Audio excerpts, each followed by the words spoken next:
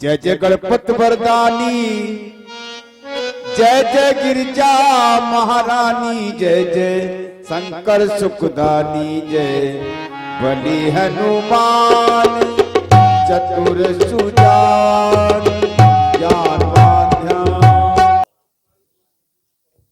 मिथिला के शुचि सेवक, देखो देखो यहां पर कितनी बड़ी समाज उपस्थित है और तुमने या कहें तुम्हारे जैसे सुधी, तुम्हारे जैसे उत्तरदायी सेवकों के माध्यम से इनके लिए समुचित व्यवस्था भी की गई है। अभी सबने मनोरंजन का भी आनंद लिया, किंतु हम सब जानते हैं मनोरंजन मन का रंजन हो सकता है, किंतु आत्मरंजन नहीं हो सकता। आत्मरंजन कब होगा? जब हम ईश्वर के पथ पर आगे बढ़ेंगे, जब हम भक्ति के पथ पर आगे बढ़ेंगे, जब हम अध्यात्म के पथ पर आगे बढ़ेंगे, और या यूं कहें जब हम कर्म के पथ पर आगे बढ़ेंगे। क्योंकि कर्म प्रधान विश्व करि राखा। इस संसार में कर्म से बढ़कर कुछ नहीं है। कर्मण्येवाधिकारस्ते मां फलेषु कदाचन, शास्त्र भी कहते हैं। अतः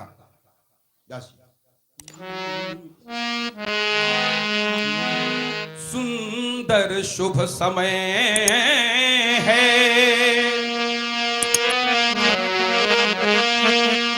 ये प्रारंभ अधिवेशन करो, और ये सजा है समाज अब विलंबना लगाए। मन में तुम मोद भरी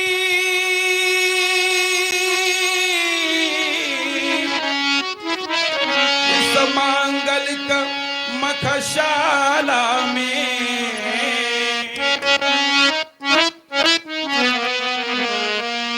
ओ करते कर्तव्य वो कीर्ति अपनी बढ़ाई। क्यों? अरे क्यों करें हमेशा? क्योंकि ये मैथिली अधिवेशन है। मैथिली अधिवेशन में जो भी सुपात्र उत्तरदायित्व निभाएगा, निश्चित रूप से मेरे मिथिला के शुचि सेवक, उसका नाम इतिहास के स्वर्ण अक्षर में अंकित होगा। तो मैं भी चाहता क्या हूं? अरे तुम भी तो कुछ उत्तरदायित्व निभाओ।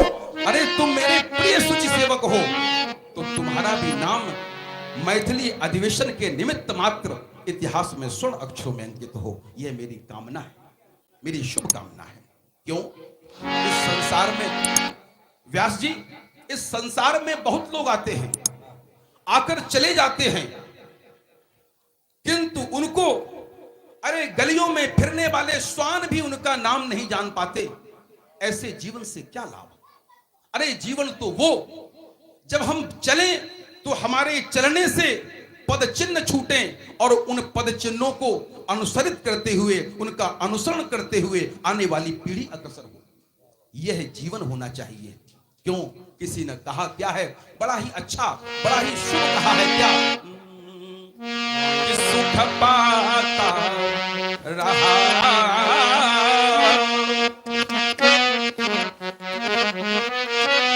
जो सदा जग में,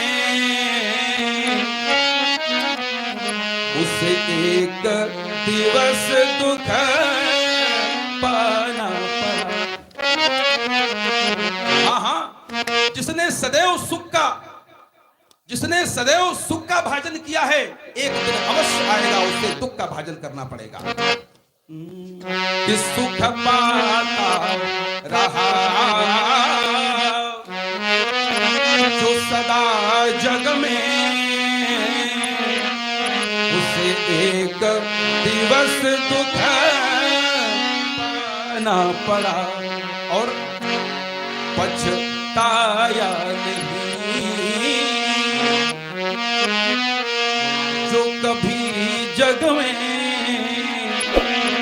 उसे अंत समय पछताना पड़ा। कोई बाग में ऐसा न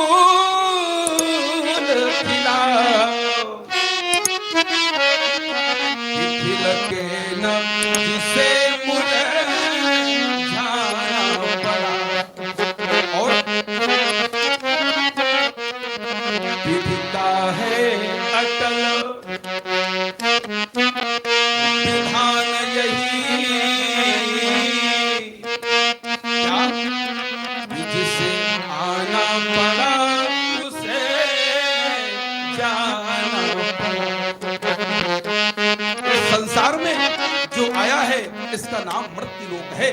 अरे मृत्युलोक में जो आया है उसे एक दिन अवश्य जाना है। तो जाएं कैसे हम? बस इस संसार में हमें यही सीखना है। चाहे नाम हो, चाहे रूप हो, चाहे लीला हो, चाहे धाम हो, इन चारों के द्वारा संदेश क्या प्राप्त करना है हमें? सुधी लोगों, संदेश यही प्राप्त करना है कि इस जीवन में कैसे जिए और जाएं तो कैसे जाएं। हमें अभीष्ट की प्राप्ति करनी है, इसीलिए हमारा इस जीवन में प्रादुर्भाव हुआ है। देखो देखो, मिथिला के शुच सेवक विमल वेदिका सूनी पड़ी है। अवश्य अभी तक विमल वेदिका सूनी पड़ी है। तो कर्तव्य पथ पर अग्रसर होकर हम इस विमल वेदिका में भगवान भूत भावन के पावन पिनाक को विभूषित कराएं। क्यों? क्योंकि यदि हम कर्म से विलग हो जाएंगे, यहां पर हमारे युवा लोग बैठे हैं, युवाओं से मेरा विशेष कहना है, क्योंकि आने वाली पीढ़ी के तुम संपोषक हो, तुम संवाहक हो।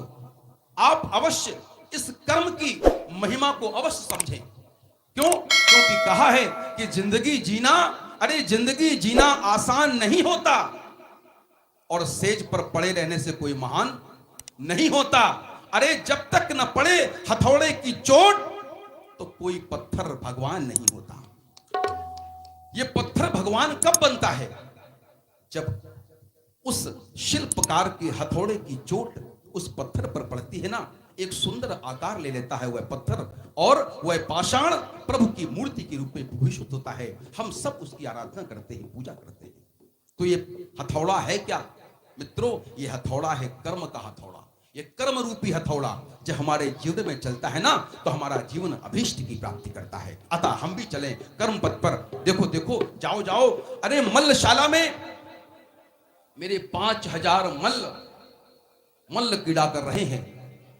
हाँ हाँ, ये भूत भावन पावन पिनाक को यहां पर लाना किसी साधारण व्यक्ति के वश की बात नहीं है। मैं तुम्हें संदेशित करता हूं, जाओ जाओ, उन प्यारे बलशाली मल्लों को यहां पर उपस्थित करो, मेरे समीप उपस्थित करो, जाओ। जैसी आज्ञा महाराज।